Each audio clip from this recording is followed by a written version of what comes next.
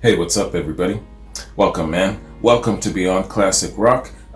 Today, got a quad coming your way, man. A quad featuring the music of a group called The Blasters. I've not heard of them. My understanding is that they were around in the late 70s, early 80s, something of that sort, and they had a rise and then they kind of either cut out really quick or they faded away or something like that happened.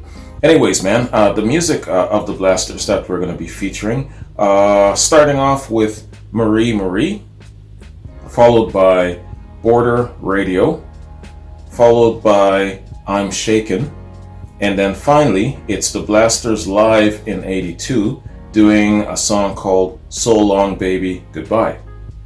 So, man, first, I just want to give a shout out and a thanks very much to Alan. Alan, aka Walking Wounded .64. I know it's a lot to actually say, but yeah, it's either Alan or it's Walking Wounded .64. Just for the ease of things, I'll just say use his name, Walking Wounded .64. So, Alan, thank you, man. I appreciate you introducing me to something new. Always really cool to check out something new, something different, and this should be a really, really good quad, I have a feeling. So, without further ado, man, let's hit our first track, and that being Marie Marie.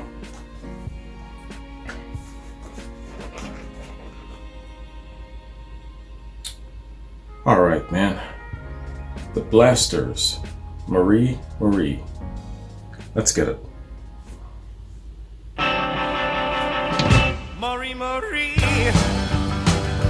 playing guitar on the back porch. I sit in my car while she sings so sad. Marie Marie, Marie Marie, it's so lonely in these farmlands. Please come with me to the bright lights downtown. Marie Marie.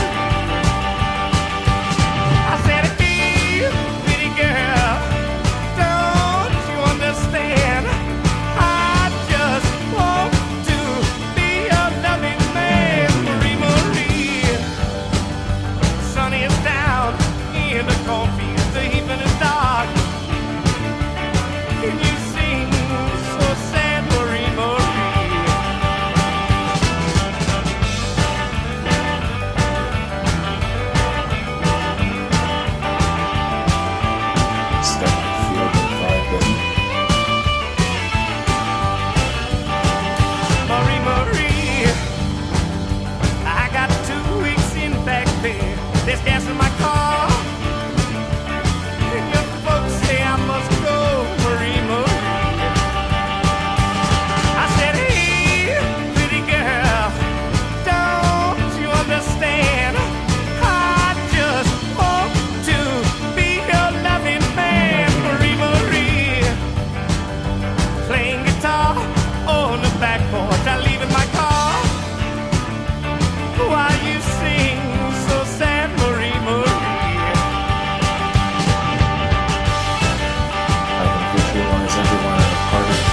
Dancing to this tune.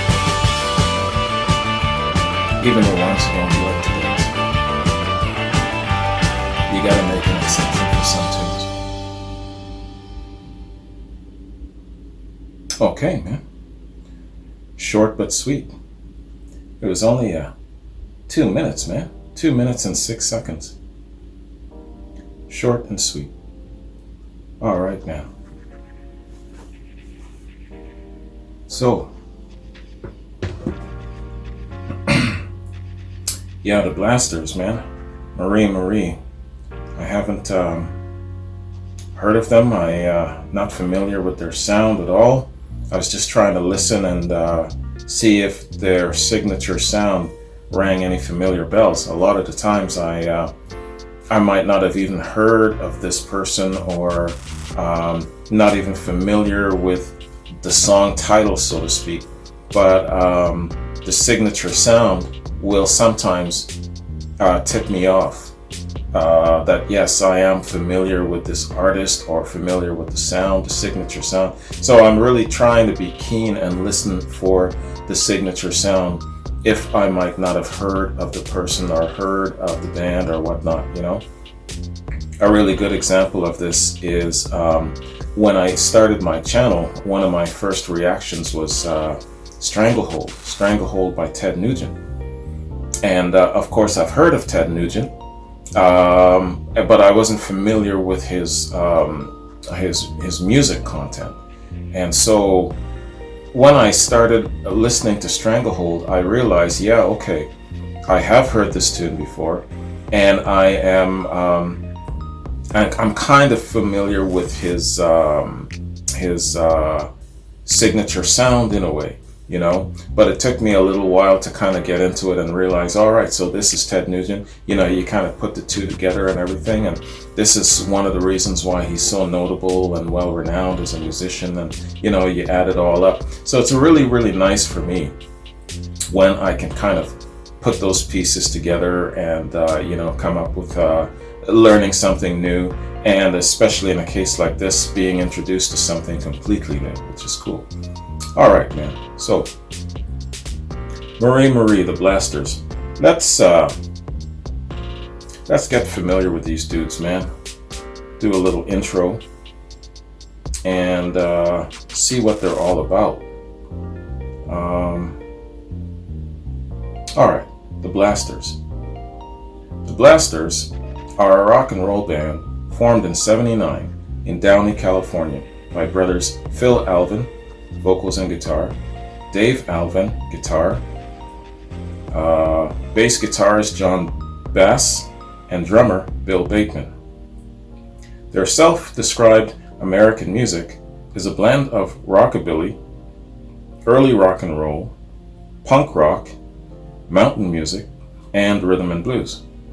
The Blasters have a devoted fan base and have received largely positive critical reviews, but have earned only limited mainstream success. Critic Mark Deming wrote of them, quote, "The Blasters displayed a wide-ranging musical style and were a supremely tight and tactful band with enough fire, smarts, and passion for 2 or 3 groups," unquote. Wow. Trouser Press cited their strengths: tight ensemble work, swinging original tunes in the classic mold, and Phil Alvin's ageless, confident vocals. The Rough Guide to Rock noted the ever-increasing numbers of originals written by Dave Alvin, songs about cars, girls, the working man, and road dreams, and how he matured into a great songwriter. In his memoir, Get in the Van in '95, Henry Rollins of Black Flag and Rollins Band wrote of the Blasters, quote, "In my mind, they were a great band that not enough people found out about. Bill Bateman is one of the best drummers there is. And then, of course, there are the Alvin brothers, a lot of talent for one band," unquote. Okay, man. So that concludes an intro to the Blasters. Yeah, I hear this so often in music, how one great band with all the potential and everything that they needed to be mainstream, for some reason just didn't make the mainstream cut. Whether it being a bad stroke of luck, the industry itself that's just so unforgiving and so cliche, or whether it was timing was just not right, fitting the pieces all together in unison. It could be a number of elements that contributes to sometimes a band not making it as big as they could have. And I've often asked that question, you know, especially when I had my One Hit Wonder series running. I would always ask the question, with all the talent that this person, this band had, why did they only have one hit? Why did they only go once? Could they not have gone a number of times, a few albums down the road, that sort of thing, because they certainly had all of the tools. So why is that? What were the contributing factors? So I would ask the same questions in regards to the Blasters. really, in a sense, if you know your Blasters history, what is it that caused them not to break through? You know what I mean? Sometimes it's just one stupid little element, like one member of the band not pulling their weight, having vices, or bad management, or just some trivial act of God, or just timing or something like that, that a quick, easy, simple fix could be the difference between them blowing up and not. A really good example of that, I can't remember the name of the guy for the Woodstock Festival who picked all of the acts, but here he had two acts in his hands. It's a Beautiful Day here and Santana here, and they were both looking for that big break, and he didn't know which particular one to choose to give that break to, and so he flipped a coin to decide in Santana's favor. So of course, the rest is history. That one performance at Woodstock, boom, blew them up. What if it could have been instead the coin toss being won by It's a Beautiful Day?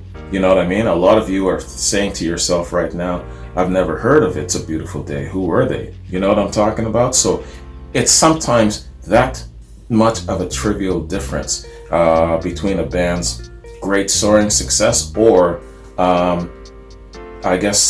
flickering out too soon. Sad but true. All right, man. Let's jump to our second track, man. And that being Border Radio.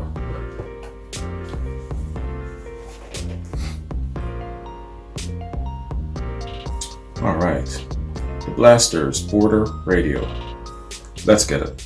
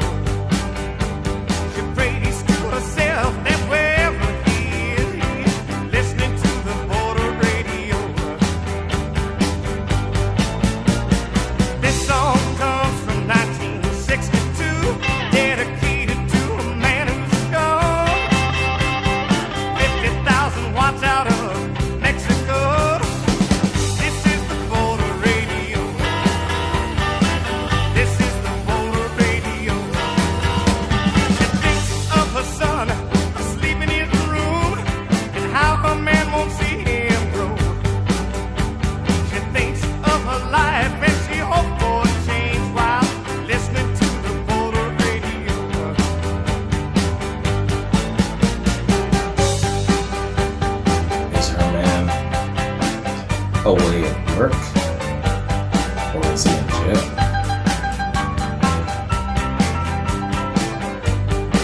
Or just missing in action? This song comes from 1962, dedicated to a man who's gone. 50,000 watts out of Mexico. This is the border radio. This is the border radio. They play her tune, but she can't concentrate. She wonders why he had to go. One more midnight, her man is still gone. She's listening to the border radio. This song comes from 1962, dedicated to a man who's gone. 50,000 watts out of Mexico. This is the border radio. This is the border radio. This is the border radio.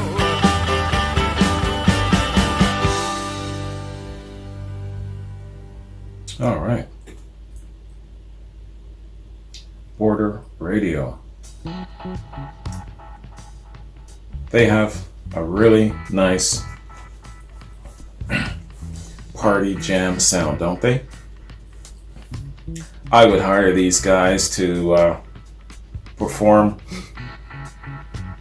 definitely at, I don't know, a wedding reception or some sort of really great gathering where it's pretty much fun for all and everybody would enjoy that signature jam, that signature sound from these guys. I'm sure that they are really, really great in a live setting. And that party atmosphere, definitely I can see it, man.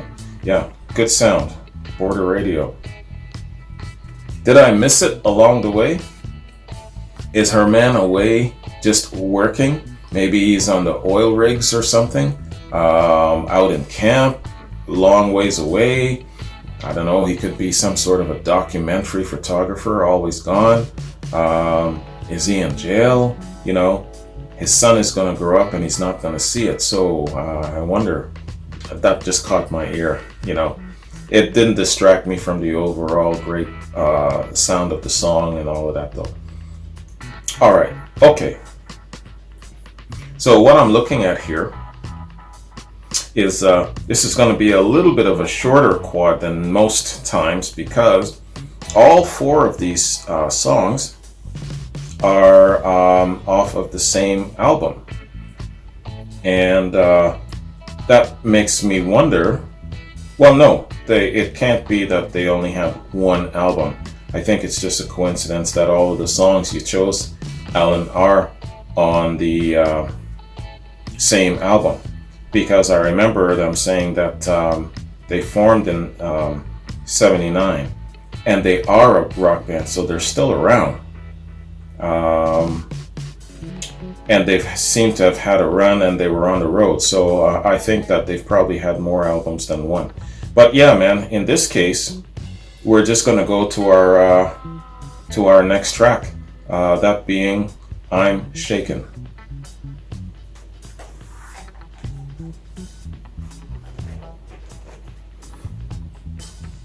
So this is the Blasters in 81. I'm Shaken. Let's get it.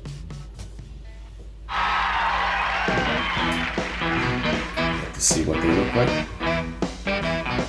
When you touch my hand and you talk sweet talk, I get a knocking in my knees and a wobble in my walk, and I'm trembling and I'm shaking. When you take me in your arms and talk romance, my heart starts doing a St. Vitus dance, and I'm panting and I'm shaking. Two sexy sex. Early in the And also morning an attentive time, sex. late in the middle of the night, whenever this chill comes over me, I want to hug you with all of my might, and I'm sweating and I'm shaking. Chill and a fever, I've been told, makes your head spin around and your feet run cold. I got fever and I'm shaking. Feel like I've been run through the mill. I can't move around and I can't stand still. I'm so jittery and I'm shaking. The band's too far away from the crowd. Samson was a mighty good man, strongest in his day. And then along came Delilah and clipped his wig, and it looks like it took me the same old way. So I'm nervous and I'm shaking. Stone rocks a ship on the sea, the wind shakes the leaves on the tree. I'm like a nervous wreck, I'm all shook up, and it's what you are doing to me, cause I'm jumping and I'm shaking. And I'm jumping and I'm shaking. Shaking, shaking, shaking, shaking, shaking. Oh yeah, I'm shaking. Shaking, shaking, shaking, shaking, shaking. Oh yeah, I'm shaking.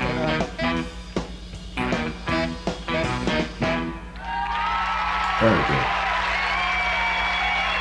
Excellent. Yeah, man. They got a good sound, they got a good look.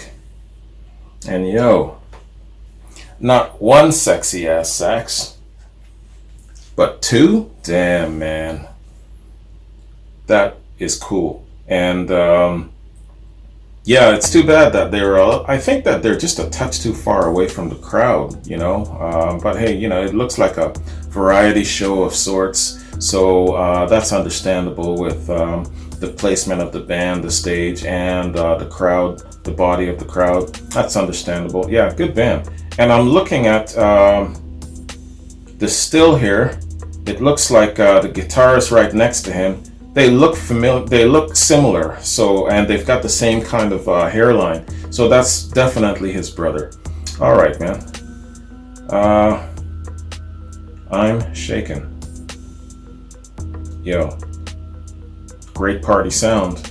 Great party sound. Yeah, these guys would be great hosting a party. Absolutely. I'm shaking, the Blasters in 81. And yeah, again, so no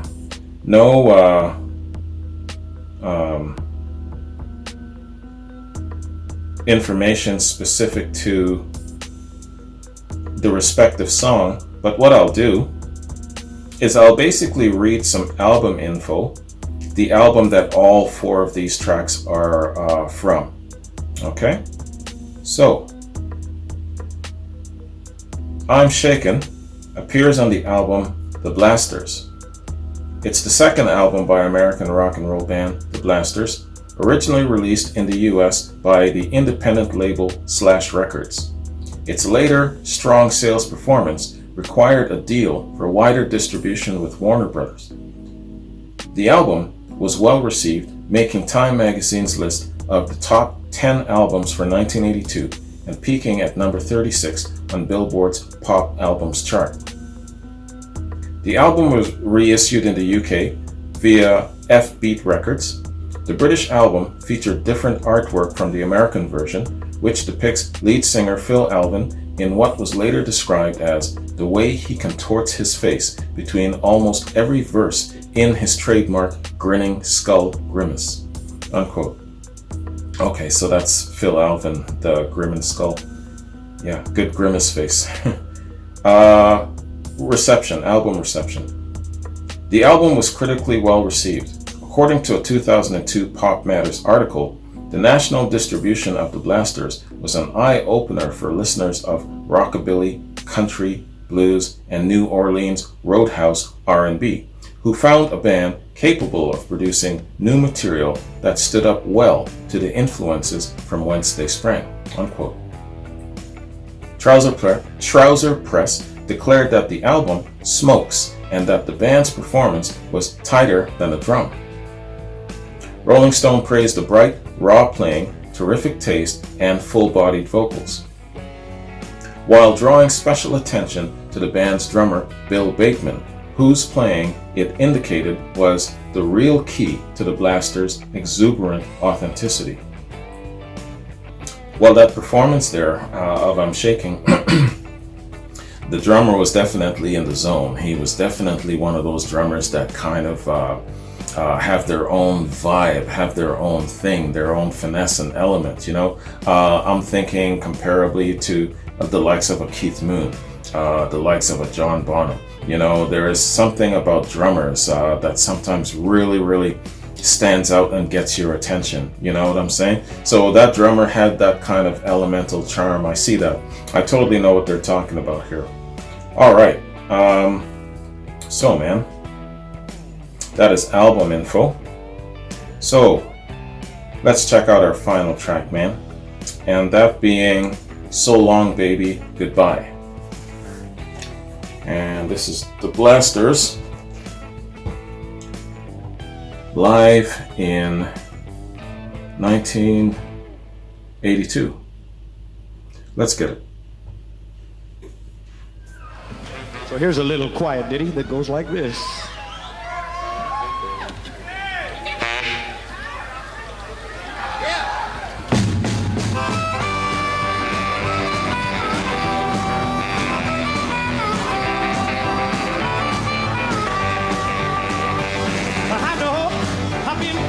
Too long. I never right but always wrong. Goodbye, baby, so long. You know, you never left this that strong. I could not be so long. There was a cold wind blowing on that night we met. The leaves fell from the trees. We made a lot of promises I ain't seen yet. I ain't gonna ask you, please. You know, none of us was gonna try. It wasn't even worth a try. So long, baby, goodbye.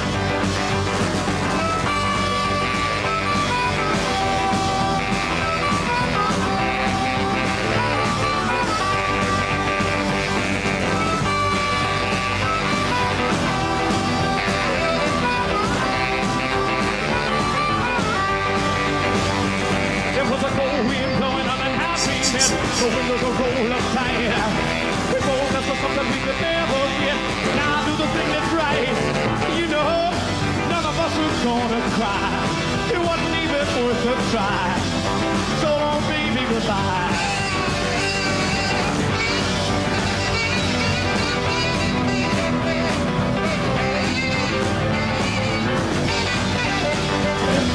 Catch that now.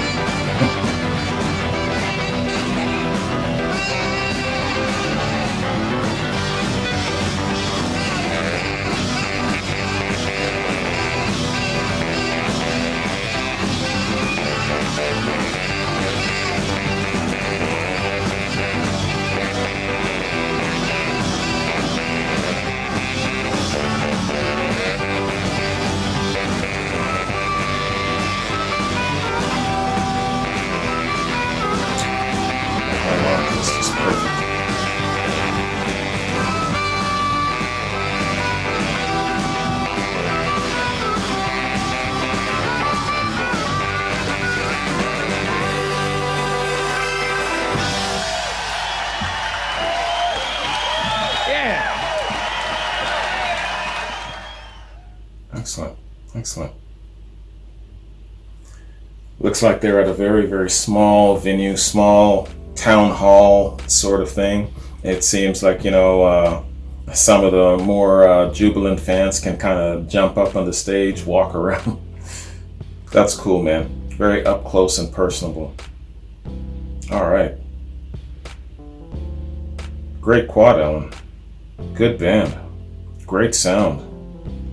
Yeah, they definitely deserve all of those praises that we read in reference to their performance, their signature sound, their look, like the whole construct of the band and the presence of the two saxophones. Damn, man. So, a question about them. What's their status now? What's happening with them now? Their bio says that they are a band, so they haven't split. If you know your band history, have they continuously toured? Are they on the road now? Do they have an on and off again kind of casual schedule? What's happening with them? Let me know. Give me an update. That'd be interesting. I'm just scrolling down here before I bounce, man. Just checking my notes before I bounce.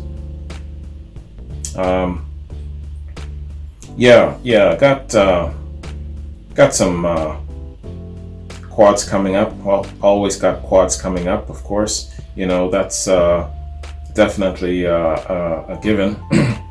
Quads for Akachita. Got quads for Jack, Jameson, Christopher. Yeah, man. So quads coming up. Also got. I'm pretty close to getting to the quad for the Bee Gees. And I know Casey and the Sunshine Band is in there. Speaking of another great band that has lots of good brass in it, Casey and the Sunshine Band. I believe he's got 2 trumpets, 2 sax, and 1 trombone, if I'm not mistaken. So looking forward to that whenever that comes down the pipe. I know I got a Tool reaction. I don't know if it's a quad or not. I know REM is in the chute down the road. Very close. I'm going off the top of my head here. I don't have my calendar in front of me. And yeah, so pretty much everything, man. A mixed bag. I mean, this is the platform for it, right? So it's pretty much a mixed bag of stuff coming up, which is nice. From one reaction on this platform to the next, I don't know, what we're going to be hitting up. So, and that's great. You know, I really enjoy that duel. And I also know that we got some Motown stuff coming up soon as well. So it's going to be really nice to kind of have a mixed bag of everything, which is nice, man. All right. Is that it for my notes? Yeah, I think that's it for my notes. Yeah, so Alan, thank you very much, man. Thank you for introducing me to something new. The Blasters, definitely a great band, definitely deserving of all of the praise that they had. And it's too bad that they didn't rise higher than they did. They certainly could have, and they've got a great sound. And like I said, man, it would be a fantastic, fantastic jam at a party. So yeah, they definitely got all of that. Anyway, there was something else that I wanted to say, but of course I didn't write it down in my notes. And I'm going to remember as soon as I shut the camera off. I know it. All right. It slipped me, man. Anyway, so you guys have yourselves a good one. Take care. Thanks very much. And I'll catch you in another reaction. Peace out.